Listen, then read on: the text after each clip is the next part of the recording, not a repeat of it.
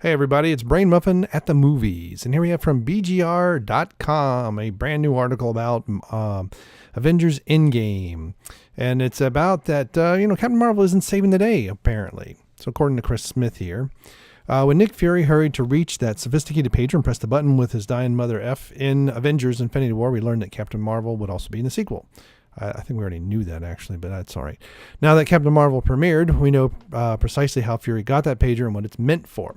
We also know how she'll appear in Endgame, which is, I think this is another one of his articles, this guy. Let's look at these. And we can, most important, already leaked. That's another, it's still him. And Marvel finally told us Nick Fury, well, okay. All right, so Captain Marvel will surely help the other Avengers defeat Thanos in Avengers 4, but Marvel should also told us that the movie is really about, and it's not about Carol. It's not about Carol. It's not about Carol. It's not about Carol. You stupid fanboys don't know anything. A few months. That's how I read that. You stupid fanboys. You stupid fanboys. You're crying and keep calling me soy. A few months before Captain Marvel came out, Marvel boss Kevin Feige teased a heartbreaking finale for Avengers Endgame. When told that the world that Captain Marvel will take over as leader, that's the heartbreak. Oh no, not her. Fans then tried to guess whether Tony Stark, Steve Rogers, or both will die in Endgame. Steve Rogers dies. That's my guess. My guess is Steve Rogers dies. Tony Stark passes him the mantle on to Riri, and Thor goes back to rebuild Asgard. Some speculated that for the Avengers to win, Captain Marvel's skills are required, and the only way to make sure she returns to Earth is as for the snap to occur in Infinity War. That's the kind of intergalactic event that would undoubtedly draw her attention. Moreover, Samuel L. Jackson did a great job misleading fans into thinking that Captain Marvel can travel through time. We learned that's not the case. And why does he have a period here? And Marvel just told the world that Captain Marvel's powers aren't limitless and she's not immortal, even though she's about to become one of the strongest Avengers. The implication was that Carol alone couldn't beat Thanos and everything else that might come to the right. Yeah, but she could still get the parting shot in. As long as it makes sense, I'm okay with that. You know, if all the other Avengers have to keep him busy and she's the only one that can get the fatal shot in, okay. In a new interview, Feige revealed Empire Magazine via comic book, something we've all suspected. Endgame is about the original Avengers, the 6 heroes that defended Earth in New York many years ago, and who were then involved in one way or another in Avengers adventures. People would point out that Cap wasn't in Infinity War a whole lot, Feige said, and Iron Man didn't really speak for the last half hour because of what was going on. But those characters and all the original 6 are very much the focus of Endgame in a very personal and emotional way. Okay. But see, again, we could be saying goodbye to all 6 of them in one way or another. An earlier report did say that Disney purposely killed the newer heroes, leaving alone the core Avengers team to deal with the massive Thanos threat. Feige's comment also suggests that the heartbreak is in store. For the audience. When he says emotional, he may refer to the Steve and Tony scene we've been waiting to see since Civil War. Oh, they're going to kiss?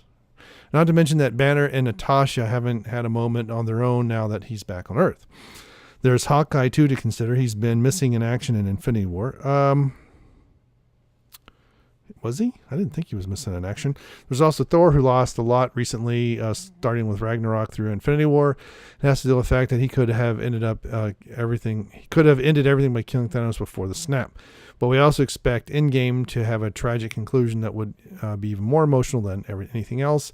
The Avengers might beat Thanos. They might undo the snap, but it won't be a real happy ending. A happy end. Yeah, and I don't want a happy. I don't want it to be Hollywood ending. Infinity War and Endgame co-writer Christopher Marcus told Empire that the MCU will change following Avengers 4. Yeah, we know that. We know that. Phase 4 is going to be very different. We're kind of going to another, it's almost like Phase 1A. We're in a different territory, possibly than we are in a different territory, possibly than everyone's ever been in before in terms of there's a word missing there. The MC continues to exist. Who happens to be in it is fluid and involves involving things where what? Who happens to be in it is fluid and involving things where, because it's all connected. Man, I'm glad this guy doesn't write like this. He can't even put a sentence together. You can't reboot one.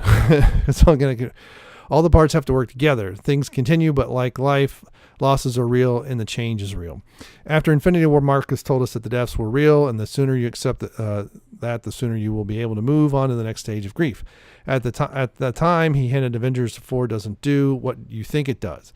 He's now saying almost the same thing, that losses are real. So yes, we expect permanent hero deaths from Endgame, but it's unclear whether Marcus new losses are real comment refers to what happens in Endgame or Infinity War. I still think that they're in a parallel universe, which is why they have to go into the whatever zone, phantom zone, quantum zone, quantum realm. Nobody cares. Never look forward to yawn. Nobody cares about Mary Sue saving the day anyways. If Disney wasn't to destroy Marvel Comics like they did with Star Wars, they're just going to lose money. What?